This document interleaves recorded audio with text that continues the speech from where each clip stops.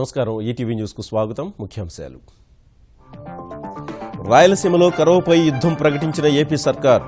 నేటి నుంచి జిల్లాల్లో ముఖ్యమంత్రి, మంత్రులు మకాం.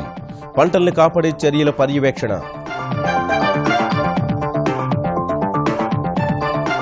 తిండి, నిద్ర కంటే కరువు నివారణే ప్రధానం కావాలన్న చంద్రబాబు. రాత్రింబవళ్లు శ్రమించి రైతుల్ని ఆదుకోవాలని అధికార యంత్రాంగానికి పిలుపు. తెలంగాణలో కొత్త జిల్లాల అవసరం మేరకు ఉద్యోగ నియామకాలు. శాఖలు, జిల్లాల వారీగా ప్రతిపాదనలు పంపాలని అధికారులకు కేసీఆర్ ఆదేశాలు.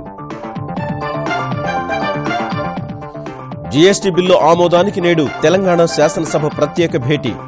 వర్షాకాల సమావేశాల ఎజెండా ఖరారు చేయనున్న సభా వ్యవహారాల సలహా సంఘం. ఆంధ్రప్రదేశ్లో తెలుగు భాష పరిరక్షణకు ప్రాధికార సంస్థ. ఇతర రాష్ట్రాల్లో చర్యలపై అధ్యయనానికి కమిటీ ఏర్పాటు చేస్తామని చంద్రబాబు వెల్లడి. ప్రకటనలతో తప్పుదోవ పట్టించే ప్రచారకర్తలకు జైలు, జరిమానా. కల్తీ చేసేవారికి కఠిన శిక్షలు. చట్టంలో మార్పులు చేసేందుకు కేంద్రం సన్నాహాలు. భారీ వర్షాలతో ఢిల్లీలో స్తంభించిన జనజీవనం. అర్ధరాత్రి వరకు నిలిచిపోయిన వాహనాలు. ట్రాఫిక్లో ఇబ్బందులు పడ్డ అమెరికా విదేశాంగ మంత్రి.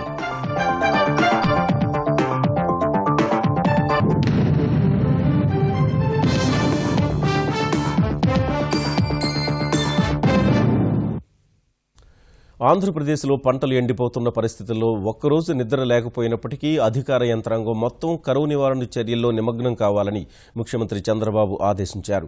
మంత్రులతో కలిసి నేటి నుంచి రాయలసీమ జిల్లాల్లో మకాం వేయనున్న చంద్రబాబు క్షేత్రస్థాయి పర్యటనలు చేస్తూ కరువు నివారణ చర్యలు చేపట్టనున్నారు. ఎకరా పంటకు ట్యాంకర్ల ద్వారా నీరందించే ప్రక్రియలో రైతులపై పడే భారాన్ని గణనీయంగా తగ్గిస్తూ అధికారులకు ఆదేశాలు జారీ చేశారు. వాటర్ ట్యాంకర్లు, ఇంజిన్లకు వాడే డీజిల్కు ప్రభుత్వం ఇచ్చే సబ్సిడీని 80% పెంచాలని స్పష్టం చేశారు. ఆంధ్రప్రదేశ్లో వర్షాభావ పరిస్థితులపై జిల్లాల అధికారులతో ముఖ్యమంత్రి చంద్రబాబు విజయవాడలోని కమాండ్ కంట్రోల్ కేంద్రం నుంచి అర్ధరాత్రి వరకు టెలికాన్ఫరెన్స్ నిర్వహించారు. రాయలసీమలో వర్షాభావ పరిస్థితులు, కరువు నివారణ చర్యలపై నిరంతర పర్యవేక్షణ ఉండాలని అధికారులకు సూచించారు. కర్నూలు జిల్లాలో కొద్దిపాటి వర్షాలు కాస్త ఉపశమనం కలిగించాయనే అభిప్రాయానికి వచ్చారు. చిత్తూరు జిల్లాకు 450 రెయిన్ గన్స్ వచ్చాయని, ఇవాల్టి నుంచి మరో 150 అందుబాటులో ఉంటాయని జిల్లా కలెక్టర్ చంద్రబాబుకు తెలిపారు. 5 రోజుల తర్వాత చిత్తూరు జిల్లాలో రెండో తడికి నీరిస్తామని వివరించారు. అనంతపురం జిల్లాలో 1005 వాటర్ ట్యాంకర్లు, 4600 రెయిన్ గన్స్ వినియోగించి ఆదివారం ఒక్కరోజే 21,000 ఎకరాలకు సాగునీరు అందించినట్లు ఆ జిల్లా జాయింట్ కలెక్టర్ నివేదించారు. వర్షాభావం తీవ్రంగా ఉన్న ప్రాంతాలకు ఎక్కువ రెయిన్ గన్లు, ఆయిల్ ఇంజన్లను తరలిస్తున్నామని కర్నూలు కలెక్టర్ వెల్లడించారు. జిల్లాలో ఆదివారం 24,000 ఎకరాలకు నీరందించినట్లు చంద్రబాబు దృష్టికి తీసుకెళ్లారు. ఆగస్టులో రాయలసీమ జిల్లాలో సాధారణం కంటే 95% తక్కువగా వర్షపాతం నమోదైనట్టు కేంద్రానికి నివేదికలు పంపామని సీఎంకు అధికారులు వివరించారు. గుంటూరు, కృష్ణా, ఇతర జిల్లాల నుంచి రాయలసీమ జిల్లాలకు అదనంగా 4,600 ఆయిల్ ఇంజన్లు తరలించాలని సమావేశంలో నిర్ణయించారు. కరువు నివారణ చర్యల కోసం ప్రకృతి వైపరీత్యాల నిధుల నుంచి ఖర్చు చేయాలని అధికారులకు ముఖ్యమంత్రి సూచించారు. ఏపీలోని 13 జిల్లాల్లో వర్షాభావ పరిస్థితులు, వర్షపాతం వివరాలను అడిగి తెలుసుకున్న చంద్రబాబు సమర్థుడైన అధికారిని కమాండ్ కంట్రోల్ రూమ్ లో నిరంతరం పర్యవేక్షణ కోసం నియమించాలని నిర్ణయించారు. కలెక్టర్లతో కాన్ఫరెన్స్ అనంతరం సెంట్రల్ కమాండ్ కంట్రోల్ సెంటర్లో ఏర్పాటు చేసిన సదుపాయాలు, సాంకేతిక అంశాలపై ఐటీ కార్యదర్శి ప్రద్యుమ్నతో చంద్రబాబు సమీక్షించారు. విశ్వవిద్యాలయాల విద్యార్థుల ద్వారా పంట కుంటల తవ్వకంపై కరవు జిల్లాల రైతాంగానికి అవగాహన కల్పించాలని ఉన్నత విద్యాశాఖ అధికారులను ఆదేశించారు. తెలంగాణలో కొత్త జిల్లాల అవసరాలకు అనుగుణంగా కొత్త ఉద్యోగ నియామకాలు చేపడతామని ముఖ్యమంత్రి కేసీఆర్ వెల్లడించారు. ఆ మేరకు అన్ని శాఖలు, జిల్లాల వారీ ప్రతిపాదనలు పంపాలని ఆదేశించారు. అందుకు సంబంధించిన విధి విధానాలు రూపొందించే బాధ్యతను ప్రభుత్వ ప్రధాన కార్యదర్శి నేతృత్వంలోని టాస్క్ ఫోర్స్ కమిటీకి అప్పగించారు. ఒకే పనితీరు ఉన్న శాఖలను ఒకే గొడుగు కిందకు తీసుకురావాలని మంత్రివర్గ భేటీ సందర్భంగా నిర్ణయించిన కేసీఆర్ జోనల్ విధానం రద్దుకు విధానం తీసుకున్నట్లు వెల్లడించారు. వచ్చే దసరా నుంచి కొత్త జిల్లాల్లో పాలన మొదలవ్వాలని సంకల్పించిన తెలంగాణ ప్రభుత్వం అందుకనుగుణంగా పాలనాపరంగా చేయాల్సిన ఏర్పాట్లపై దృష్టి సారించింది. ఆదివారం జరిగిన మంత్రివర్గ సమావేశంలో ముఖ్యమంత్రి కేసీఆర్ ఉద్యోగుల విభజన, ఆయా విభాగాల వ్యవస్థలకు సంబంధించిన అంశాలపై సమీక్షించారు. క్షేత్రస్థాయి అవసరాలకు అనుగుణంగా ఉద్యోగులు, సిబ్బంది కేటాయింపు ఉండాలన్న ఆయన కొత్త జిల్లాల్లో పరిపాలనా విభాగాలు, మార్పులు చేర్పులపై సమగ్ర అధ్యయనం చేయాలని సూచించారు. మంత్రులు, కార్యదర్శులు, శాఖాధిపతులు సమావేశమై ఇందుకు సంబంధించి 2 రోజుల్లో నివేదిక ఇవ్వాలని తెలిపారు. ప్రస్తుతం పని ఎక్కువగా ఉన్న విభాగాలు క్షేత్రస్థాయి అవసరాలకు అనుగుణంగా కొత్త ఉద్యోగులను నియమించుకోవాలని సూచించిన ముఖ్యమంత్రి ఇందుకోసం జిల్లాలు, శాఖల వారీగా ప్రతిపాదనలు రూపొందించాలని పేర్కొన్నారు. సూపర్వైజర్ పోస్టుల కంటే మండల, క్షేత్రస్థాయిలోని పోస్టులు అధికంగా ఉండేలా చూడాలని సూచించారు. ఆయా శాఖలకు జిల్లా స్థాయి అధికారులను అభివృద్ధి అధికారులుగా నియమించి అధికారాలు బదలాయించాలని స్పష్టం చేశారు. అవసరాల ప్రాధాన్యంతో ఉద్యోగుల సర్దుబాటు జరగాలన్న ముఖ్యమంత్రి ఒకే తరహా విధులు నిర్వర్తించే పోస్టులను ఒకే గొడుగు కిందకు తెచ్చి ఒకే అధికారికి బాధ్యతలు అప్పగించాలని సూచించారు. జోనల్ వ్యవస్థను రద్దు చేస్తున్నందున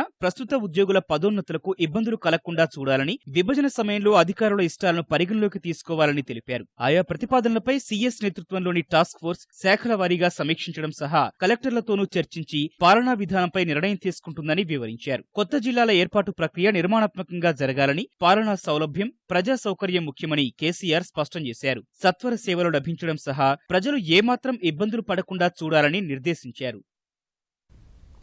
పార్లమెంట్ ఆమోదం పొందిన వస్తు సేవల పన్ను బిల్లును ఆమోదించడమే ఎజెండాగా తెలంగాణ శాసనసభ, మండలి నేడు ప్రత్యేకంగా సమావేశం కానున్నాయి. శాసనసభలో ముఖ్యమంత్రి కేసీఆర్, మండలిలో ఉప ముఖ్యమంత్రి కడియం శ్రీహరి తీర్మానాలు ప్రవేశపెడతారు. బిల్లులోని అంశాలపై చర్చించి ఆమోదిస్తారు. ఇదే సమయంలో సైబరాబాద్ పోలీస్ కమిషనరేట్ విభజన, వ్యాట్ సవరణతో పాటు దేవాలయాల పాలక మండళ్లలో సభ్యుల సంఖ్య పెంపునకు సంబంధించిన బిల్లుల్ని కూడా తెలంగాణ ప్రభుత్వం సభలో ప్రవేశపెట్టనుంది. తేనీటి విరామ సమయంలో సమావేశం కానున్న సభా వ్యవహారాల సలహా సంఘం వర్షాకాల సమావేశాల ఎజెండా ఖరారు చేయనుంది. వినాయక చవితి తర్వాత వర్షాకాల సమావేశాలు జరిగే అవకాశం ఉండగా ప్రభుత్వ బిల్లులతో పాటు కొత్త జిల్లాల ఏర్పాటు, మహారాష్ట్రతో నీటి ఒప్పందం, వర్షాభావ పరిస్థితులు వంటి అంశాలు చర్చకు వచ్చే అవకాశాలున్నాయి. శాసనసభ సమావేశాలు 15 రోజులకు తగ్గకుండా నిర్వహించాలని కాంగ్రెస్ శాసనసభాపక్షం డిమాండ్ చేసింది. ఇవాళ జరిగే ప్రత్యేక సమావేశాన్ని దృష్టిలో పెట్టుకుని శాసనసభాపక్ష నేత జానారెడ్డి నేతృత్వంలో ఆదివారం సమావేశమైన కాంగ్రెస్ నేతలు సభలో అనుసరించాల్సిన వ్యూహంపై చర్చించారు. వర్షాకాల సమావేశాలకు సంబంధించి ఇవాళ తేదీలు ఖరారు కానుండగా ఈ సమావేశాల్లో ప్రాజెక్టుల పునరాకృతి, మహారాష్ట్రతో ఒప్పందం విషయంలో ప్రభుత్వ వైఖరిని సభలో ఎండగట్టాలని నిర్ణయించారు. నయీం కేసు, ఎంసెట్ ప్రశ్నాపత్రం లీకేజీని సీబీఐకి అప్పగించాలన్న డిమాండ్లను సభలో లేవనెత్తాలని తీర్మానించారు. తూతూ మంత్రంగా ఒకరోజు 2 రోజులు ఏదో కేంద్ర ప్రభుత్వంతో మెప్పు పొందడానికో, నరేంద్ర మోడీని మచ్చిక చేసుకోవడానికో జీఎస్టీ బిల్లు పేరు మీద కాకుండా రైతుల గురించి, వ్యవసాయం గురించి, రుణమాఫీ గురించి చర్చించవలసిన అవసరం ఉంది కనుక 15 రోజులు కనీసము శాసనసభను సమావేశపరచాలని కాంగ్రెస్ శాసనసభ పక్షం డిమాండ్ చేసింది. తెలుగు భాష పరిరక్షణకు ప్రత్యేక ప్రాధికార సంస్థ ఏర్పాటు చేస్తామని ముఖ్యమంత్రి చంద్రబాబు ప్రకటించారు. భాషా వికాసానికి ప్రజలంతా ముందుకు రావాలని పిలుపునిచ్చారు. తెలుగు అధికార భాషా దినోత్సవాన్ని పురస్కరించుకుని ఆంధ్రప్రదేశ్ వ్యాప్తంగా సాహితీవేత్తలు ప్రత్యేక కార్యక్రమాలు నిర్వహించారు. తెలుగు వాడుక భాష ఉద్యమ పితామహుడు గిడుగు రామ్మూర్తి పంతులు జయంతిని పురస్కరించుకుని తెలుగు భాషా దినోత్సవాన్ని ఆంధ్రప్రదేశ్లో ఘనంగా నిర్వహించారు. విజయవాడ తుమ్మలపల్లి కళాక్షేత్రంలో నిర్వహించిన వేడుకలకు హాజరైన ముఖ్యమంత్రి చంద్రబాబు పలువురు సాహితీవేత్తలను సత్కరించారు. జాతి ఉనికి భాషపైనే ఆధారపడి ఉంటుందన్న చంద్రబాబు అధికార భాష అమలుకు ప్రత్యేక చర్యలు తీసుకుంటామని తెలిపారు. ఇందుకోసం 4 సభ్యుల కమిటీ నియమిస్తామని చెప్పిన ఆయన తమిళనాడు, కర్ణాటక సహా వివిధ రాష్ట్రాల్లో తీసుకుంటున్న చర్యలను అధ్యయనం చేసి నెల రోజుల్లో నివేదిక ఇస్తుందని తెలిపారు. అయితే ఈ రోజు మనందరం ఆలోచించాల్సింది భాషను కాపాడుకోవాలి, మన ఉనికిని కాపాడుకోవాలి. తెలుగుదేశం ప్రభుత్వం అన్ని విధాల భాషను ప్రమోట్ చేయడానికి ప్రయత్నం చేస్తామని చెప్పి కూడా ఈ శుభ సందర్భంగా మీ అందరికీ విజ్ఞప్తి చేస్తున్నాను. తెలుగు భాషా ప్రాధికార సంస్థ ఒకటి ఎస్టాబ్లిష్ చేస్తాం, విస్తృతమైన అధికారాలు ఇస్తాం, అన్ని విధాలు స్వయం ప్రతిపత్తిస్తాం, ఏం చేయాలన్నీ వర్కౌట్ చేస్తామని కూడా నేను మీకు తెలియజేస్తున్నాను. తెలుగు భాషా దినోత్సవం సందర్భంగా ఆంధ్రప్రదేశ్ వ్యాప్తంగా సాహితీవేత్తలు, విద్యార్థులు, ఉపాధ్యాయులు ప్రత్యేక కార్యక్రమాలు నిర్వహించారు. శ్రీకాకుళం ప్రభుత్వ డిగ్రీ కళాశాల విద్యార్థులు గిడుగు 153వ జయంతిని అట్టహాసంగా నిర్వహించారు. తూర్పుగోదావరి జిల్లాలో అమలాపురం సహా కోనసీమలోని పలు పాఠశాలల్లో సాంస్కృతిక ప్రదర్శనలు ఏర్పాటు చేశారు. విశాఖ మహానగర పాలక సంస్థ ఎదుట ఉన్న గాంధీ విగ్రహం వద్ద పరవస్తు పద్యపీఠం తెలుగు భాషా దీక్ష నిర్వహించింది. విశాఖ పౌర గ్రంథాలయంలో మన జాగృతి సంస్థ ఆధ్వర్యంలో కళాకారులు తెలుగు చైతన్య గీతాలు ఆలపించారు. వినియోగదారులను తప్పుదోవ పట్టించే వాణిజ్య ప్రకటనల్లో ప్రముఖులు నటిస్తే 5 ఏళ్ల జైలు శిక్ష, 50 లక్షల జరిమానా విధించేలా కొత్త చట్టం రాబోతోంది. 30 ఏళ్ల కిందటి వినియోగదారుల హక్కుల పరిరక్షణ చట్టంలో సవరణలు ప్రతిపాదించిన కేంద్రం గతేడాది ఆగస్టులో లోక్సభలో ప్రవేశపెట్టింది. దీనిపై పార్లమెంటరీ స్థాయి సంఘం సమర్పించిన సిఫార్సులపై అధ్యయనం చేసిన వినియోగదారుల మంత్రిత్వ శాఖ ప్రచారకర్తల్ని బాధ్యుల్ని చేయడం, కల్తీకి కఠిన శిక్ష విధించడం వంటి కొన్ని సిఫార్సుల్ని ఆమోదించింది. ఈ మేరకు ముసాయిదా బిల్లులో చేయదలుచుకున్న మార్పులపై ఆర్థిక మంత్రి అరుణ్ జైట్లీ సారథ్యంలో కేంద్ర మంత్రుల బృందం నేడు ఢిల్లీలో సమావేశమై చర్చించనుంది. అనంతరం ఈ ముసాయిదా మంత్రివర్గం ఆమోదం కోసం వెళ్లనుంది. ప్రకటనలు తప్పుదోవ పట్టించేవిగా ఉంటే తొలిసారి నేరానికి 10 లక్షల జరిమానా, 2 ఏళ్ల జైలు శిక్ష, రెండోసారి అదే నేరానికి 50 లక్షల జరిమానా, 5 ఏళ్ల జైలు శిక్ష విధించాలని నిబంధనలు చేర్చినట్టు తెలుస్తోంది. కల్తీ విషయంలోనూ ఇదే తరహా శిక్షలతో పాటు అనుమతి రద్దు చేయడం వంటి చర్యలు సిఫారసు చేసినట్లు సమాచారం.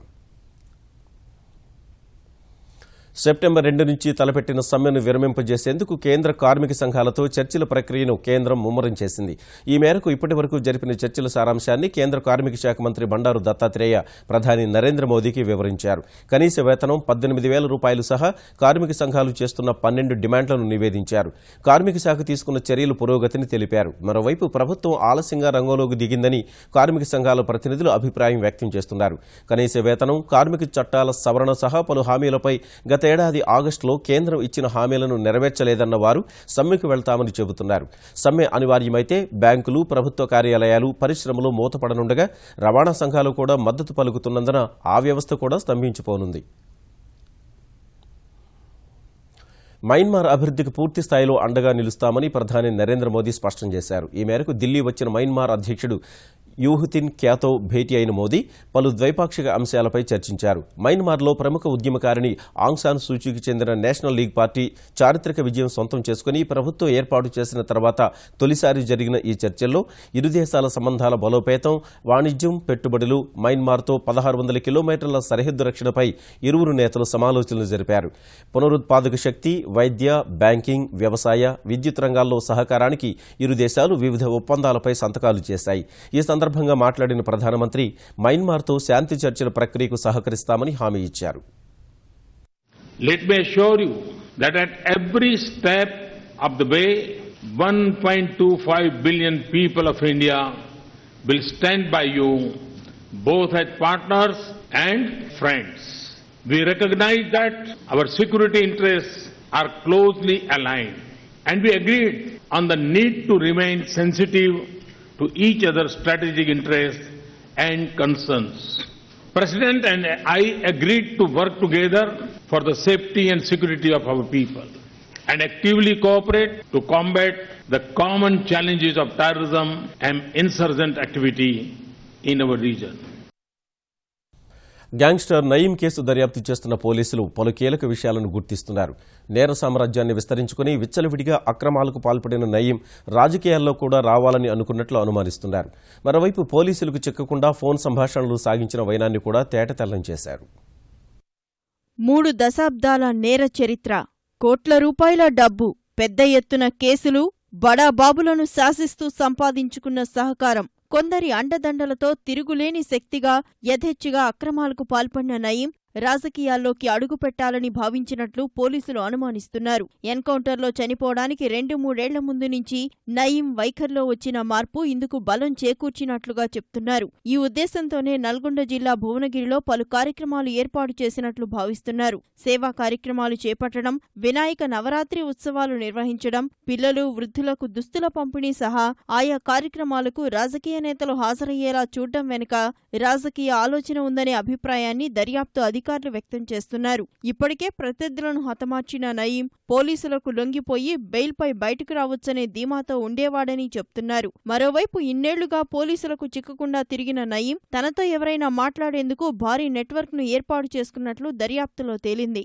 అనుచరులు బిందు, పాసం శ్రీను, శ్రీధర్, ఈశ్వరయ్య, శ్రీనివాస్, ఫర్హానా ద్వారా అంచెలంచెల వ్యవస్థను నియమించుకున్నాడు. ఒక్కొక్కరి ద్వారా సమాచారాన్ని చివరిగా నయీం భార్య హసీనాకు చేరవేసేవారు. వారితో నయీం మాట్లాడేవాడు. వీరంతా సెల్ ఫోన్ సిగ్నళ్ల ద్వారా పట్టుపడకుండా ఉన్న చోటు నుంచే 10 కిలోమీటర్ల దూరం వెళ్లి మాట్లాడేవారని పోలీసులు గుర్తించారు. అటు కరీంనగర్ జిల్లాలో ఓ వెంచర్లో 50కి పైగా ఫ్లాట్లు బెదిరించి రిజిస్ట్రేషన్ చేయించుకున్నట్లు తేల్చారు.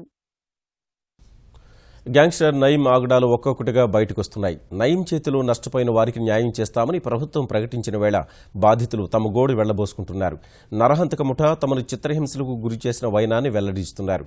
నల్గొండ జిల్లా భువనగిరి మండలం తొక్కాపూర్లో 59 ఎకరాల భూమిని నయీం బెదిరించి రిజిస్ట్రేషన్ చేయించుకున్నట్లు ఓ ఉమ్మడి కుటుంబం పోలీసులకు ఫిర్యాదు చేసింది. ప్రాణభయంతో భూమిని వదులుకున్నట్లు వారు తెలిపారు. భువనగిరిలోని శృతినగర్ వెంచర్కు చెందిన బాధితులు సిట్ అధికారుల్ని కలిసి ఫిర్యాదు చేశారు. శ్రీ లక్ష్మీ నరసింహ వెంచర్లో ఆక్రమణకు గురైన 1756 ఫ్లాట్లపై విచారణ వేగవంతం చేయాలని బాధితులు ఆర్డీఓ కార్యాలయం ఎదుట నిరసన తెలిపారు. ఆయన దిద్దుగా నన్ను దిద్దుగా అన్న అట్లా కాదు, నేను రాను, భూమి కావాలి, భూమి ఇస్తామంటే రాను, భూమి అమ్మవాళ్ళు పళ్ళు ఉతికిండు. ఇంటికి వచ్చి పిస్తోల్ తీపెట్టి బెదిరించి ఆయన అనుచరులు శివనాగేందర్ గారు ఇంటికి పిలిపించుకొని శివనాగేందర్ ఇంట్లో పాత పురుషుడికి ఎదురుగా ఉన్న ఇల్లు ఇంటికి ఎదురుగా ఇంట్లో లోపల తీసుకొని అర్ధంగా కొట్టి చిత్రహింస పెట్టి బూతు మాటలు తిట్టి మాతోటి సంతకాలు పెట్టించుకున్నారు. రాయలసీమ నుంచి రాజధాని అమరావతికి 6 గంటల్లోపే వెళ్లేలా రహదారులు విస్తరించి అభివృద్ధి చేసే ప్రాజెక్టును చేపట్టేందుకు కేంద్ర ప్రభుత్వం అంగీకరించింది. జాతీయ రహదారుల ప్రాజెక్టులో భాగంగా 27,000 కోట్ల రూపాయల వ్యయంతో 6-4 వరుసల రహదారులు చేపట్టేందుకు సమ్మతి తెలిపింది. వంకర్లు మలుపులు లేకుండా నేరుగా ఉండే ఈ రహదారుల కోసం భూసేకరణకు 2,000 కోట్ల రూపాయలు ఖర్చవుతుందని భావిస్తున్న కేంద్రం ఆ బాధ్యతను ఆంధ్రప్రదేశ్ ప్రభుత్వంపైనే ఉంచింది. భూమిని ఇస్తే రోడ్లు వేస్తామని కేంద్ర ఉపరితల రవాణా శాఖ స్పష్టం చేసింది. ప్రస్తుతం అనంతపురం నుంచి అమరావతికి 472 కిలోమీటర్ల మేర రహదారి ఉండగా మలుపులు లేకుండా నిర్మితమయ్యే రహదారి పొడవు 373 కిలోమీటర్లు కానుంది. కడప అమరావతి మధ్య దూరం 370 కిలోమీటర్ల నుంచి 309 కిలోమీటర్లకు తగ్గనుంది. కర్నూలు అమరావతిల మధ్య దూరం కూడా 311 కిలోమీటర్ల నుంచి 283కు తగ్గనుంది. తెలుగు రాష్ట్రాల్లో సంచలనం సృష్టించిన ఓటుకు నోటు కేసులో మరో కీలక పరిణామం చోటు చేసుకుంది.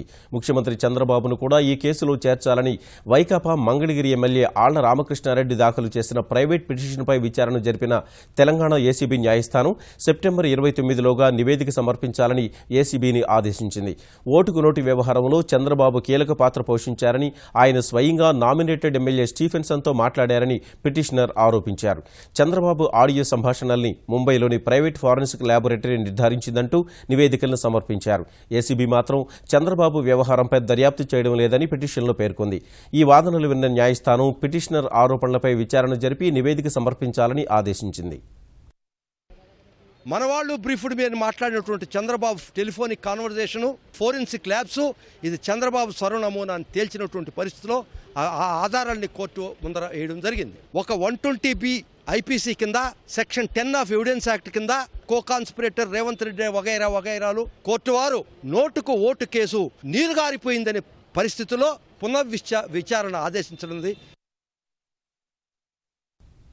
అగ్రిగోల్డ్ సంస్థ దాని అనుబంధ సంస్థలకు చెందిన స్థిరాస్తుల్ని అటాచ్ చేస్తూ తెలంగాణ ప్రభుత్వం ఉత్తర్వులు జారీ చేసింది.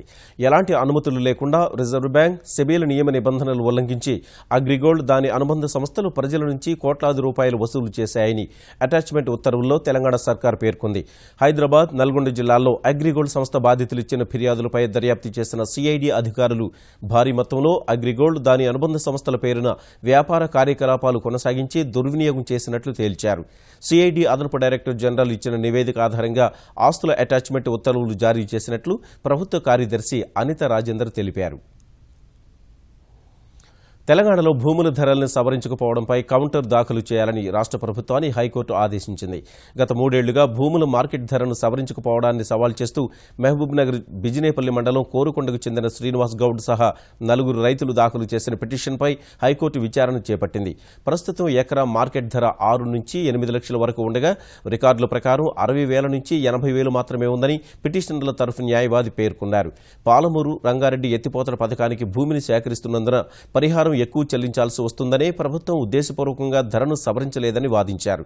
ఈ అంశంపై market revision committee convener Nagarkurnool sub registrar, స్టాంపుల శాఖ ఐజీకి వినతి పత్రాలు ఇచ్చినప్పటికీ ఫలితం లేకపోవడం వల్లే హైకోర్టును ఆశ్రయించినట్టు తెలిపారు. ఈ వాదనలు విన్న న్యాయమూర్తి ప్రభుత్వాన్ని కౌంటర్ దాఖలు చేయాలని ఆదేశిస్తూ విచారణను 3 వారాలకు వాయిదా వేశారు. రియో ఒలింపిక్స్లో భారత హాకీ జట్టు తరఫున ప్రాతినిధ్యం వహించిన తెలుగు తేజం యతిమరపు రజనిని ముఖ్యమంత్రి చంద్రబాబు సత్కరించారు. క్రీడా దినోత్సవాన్ని పురస్కరించుకుని విజయవాడ తుమ్మలపల్లి కళాక్షేత్రంలో ఆంధ్రప్రదేశ్ క్రీడా ప్రాధికార సంస్థ చైర్మన్ పిఆర్ మోహన్ ఇతర ప్రజాప్రతినిధుల సమక్షంలో 25 లక్షల రూపాయల చెక్కును ప్రదానం చేశారు. చిత్తూరు జిల్లాకు చెందిన రజనికి తిరుపతిలో 1000 గజాల నివాస స్థలం ఇస్తామని, హాకీలో బాగా రాణించి పతకాలు సాధించేందుకు అవసరమైన ప్రోత్సాహకం అందిస్తామని చంద్రబాబు పేర్కొన్నారు.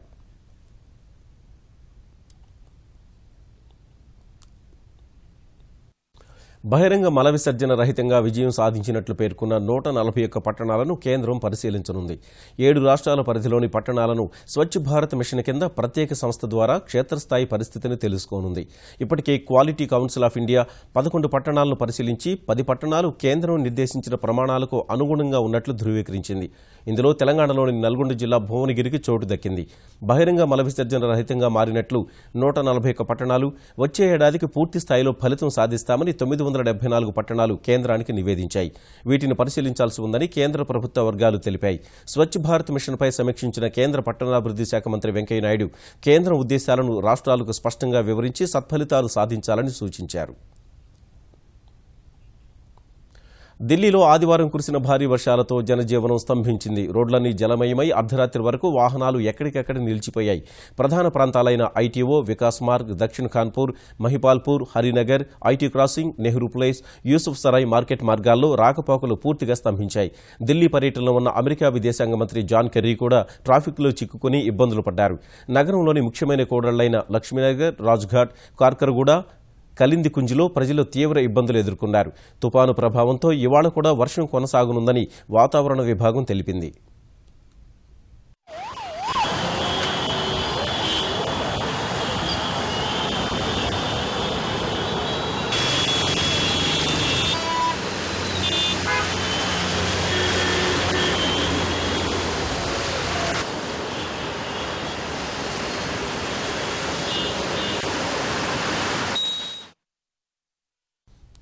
మధ్యధరా సముద్రంలో ప్రమాదకర పరిస్థితుల్లో ప్రయాణిస్తూ మృత్యుముఖానికి చేరువైన వలస జీవుల్ని స్వచ్ఛంద సంస్థలు రక్షించి ఒడ్డుకు చేర్చాయి. ఎరిట్రియా నుంచి 20కి పైగా బోట్లలో బయలుదేరిన 3000 మంది వలసదారులు నడి సముద్రంలో చిక్కుకున్నారు. వీరిని ఇటలీ, స్పెయిన్కు చెందిన 2 స్వచ్ఛంద సంస్థల ప్రతినిధులు రక్షించి ఇటలీ తీరగస్తీ దళానికి అప్పగించారు. ఇలా రక్షించిన వారిలో 5 రోజుల పసిపాప కూడా ఉంది. ఒక చిన్న బోట్లో 700 మంది వరకు ప్రయాణించడం వారి దుస్థితికి అద్దం పడుతోంది.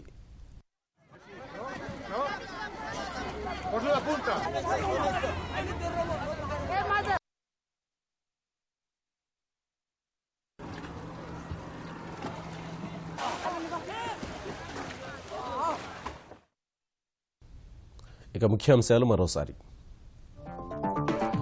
రాయలసీమలో కరువుపై యుద్ధం ప్రకటించిన ఏపీ సర్కార్.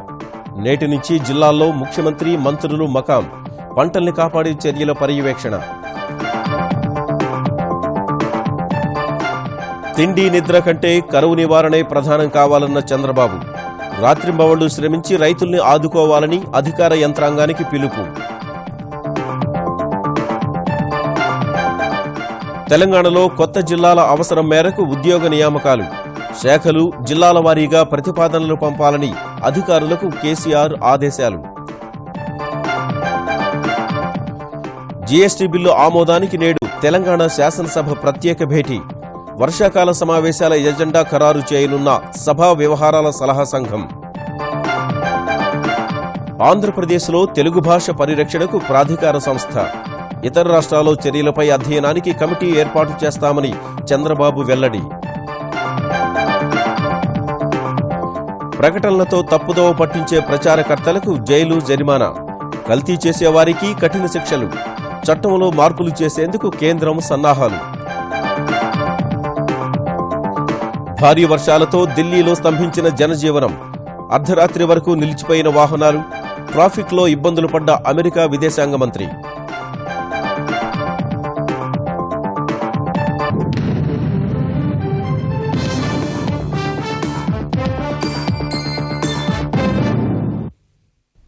ఈటీవీ న్యూస్ సమాప్తం. నమస్కారం.